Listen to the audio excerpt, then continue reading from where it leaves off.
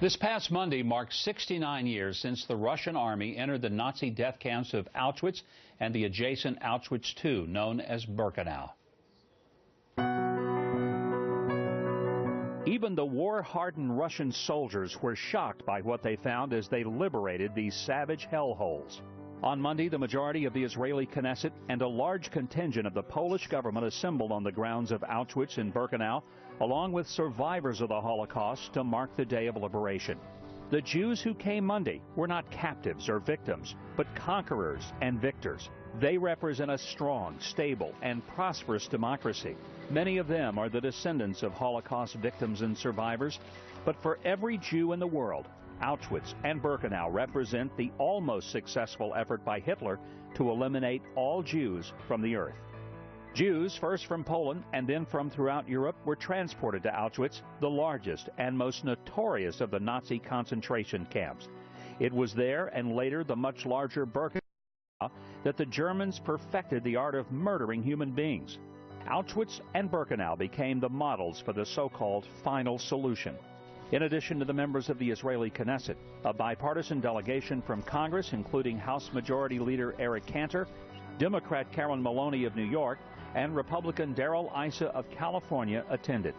Majority Leader Cantor, who is Jewish, reflected on the impact of the event. I think I've now been to the worst place on earth. For some reason, the world went deaf.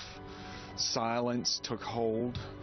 And millions of innocent people, moms, dads, babies, grandmas died. It is with much sadness I stand here, but hopefully we'll be able to draw strength from this visit. Auschwitz survivor Bogdan Bartkowski described his first moments at this grisly place. When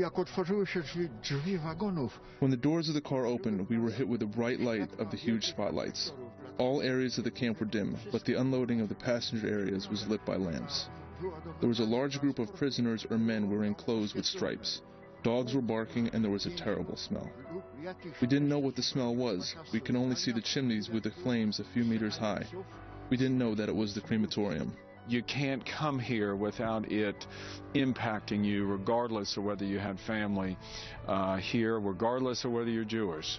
This is evil, and there is no other way to define it. Deputy Defense Minister of Israel and a member of the Knesset, Danny Danon, was part of the delegation from Israel.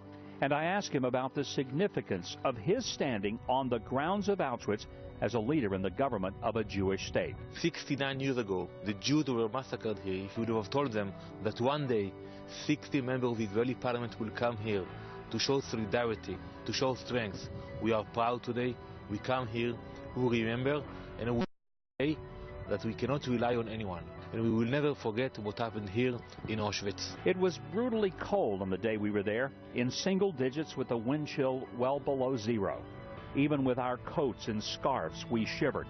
To think that while 1.1 million people were murdered here, 90% of them Jews, those who survived did so with nothing to keep them warm but thin, striped pajamas. To me, I thought here, while we were participating in the ceremonies, I thought about America.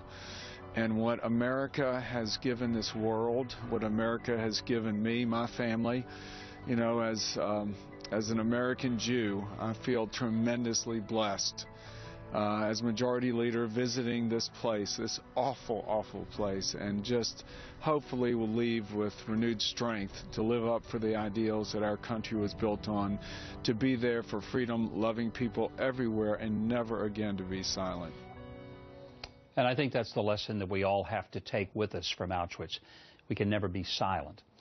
As horrible as it was, and as memorable as it was to be there, it's also a reminder of great hope, because as we saw the Israeli flag march across the grounds of Auschwitz, we realized that hate and evil did not win. That's the good news that we learned from this very historic event.